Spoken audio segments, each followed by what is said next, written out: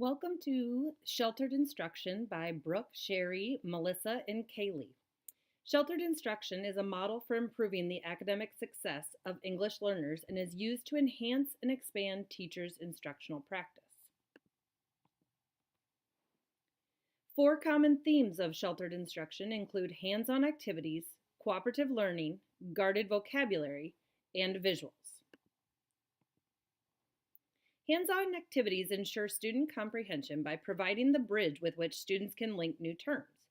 It targets multiple learning styles, promotes language and social development through interaction, and builds content and social skills. Cooperative learning involves students working collaboratively to meet an end goal. It helps reduce classroom pressures, promotes content comprehension, and develops critical thinking skills.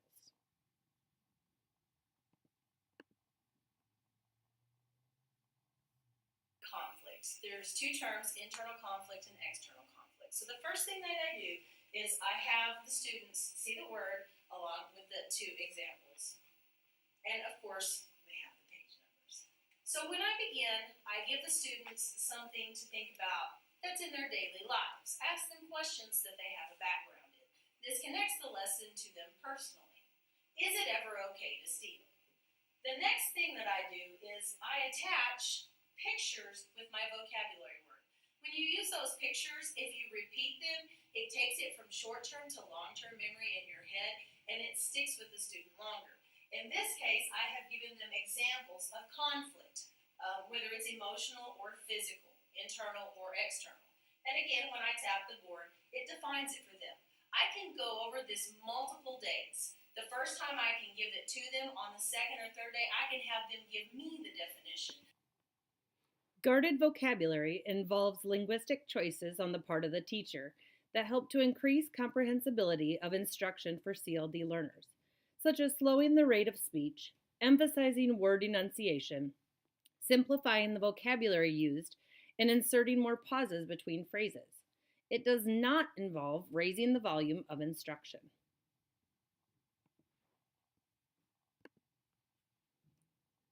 Visuals help to illustrate concepts and processes in classroom instruction and can be done through the use of photos, media, computers, drawings, charts, tables, and more. This provides a link to key concepts and vocabulary, may increase relevancy for the CLD learner, and assist in comprehension and retention of content material.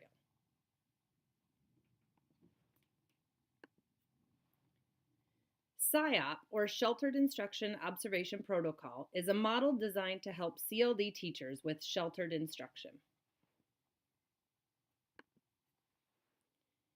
It is composed of 8 main components: preparation, building background, comprehensible input, strategies, interaction, practice and application, lesson delivery, and review assessment. These components emphasize critical instruction practices for CLD learners, but are also beneficial for all learners. There are 6 features under preparation. Content and language objectives should both be written in a classroom. Content focuses on what you are learning, while language objectives show how the student proves what they learned. Students should also be given age and grade appropriate materials. Supplementary materials, meaningful activities, and adaptation of content are more areas that should be taken into consideration when preparing for sheltered instruction. This means that extra classroom materials such as games, visuals, technology, and other adaptations to the teaching curriculum should be included to make learning meaningful and relevant to students. Building background focuses on making connections with students' background experiences and prior learning, and developing their academic vocabulary.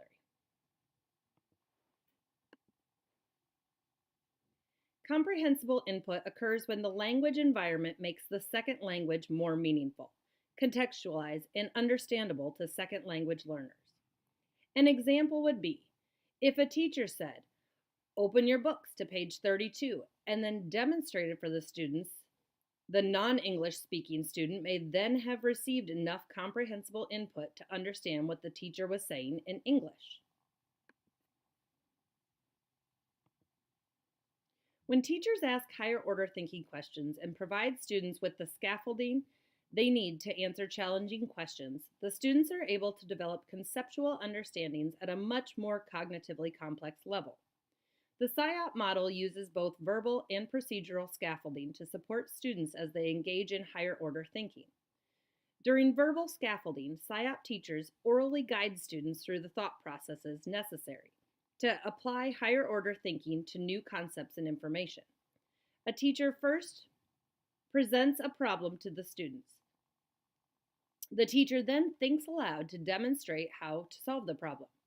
The teacher describes how he or she would approach the problem and verbalizes the internal dialogue running through his or her mind while solving the problem.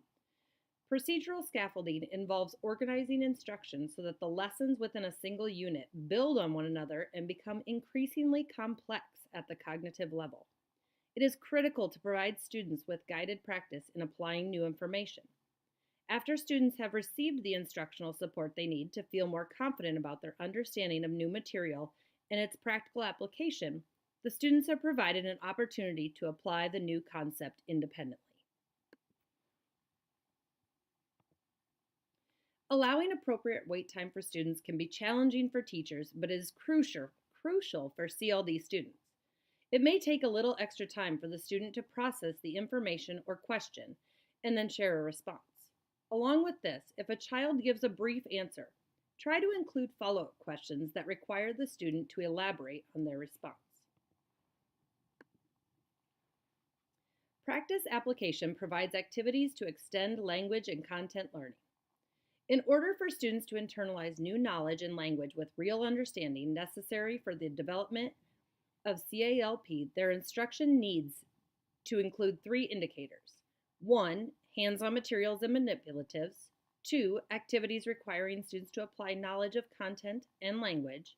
And 3, activities that use all domains of language. It is important that students actively participate in using language and content ideas. Lesson delivery ensures teachers present a lesson that meets the planned objectives. Teachers of CLD students must make sure that they support content objectives, support language objectives, appropriate engagement of students, and appropriate pacing. Teachers need to explicitly state and display a lesson's content and language objectives so that all students know the meaning and purpose of the lesson. As a part of the review assessment process, teachers make sure to incorporate the 4 indicators in a lesson: review of key vocabulary, review of content concepts, ongoing feedback, and formal and informal assessments.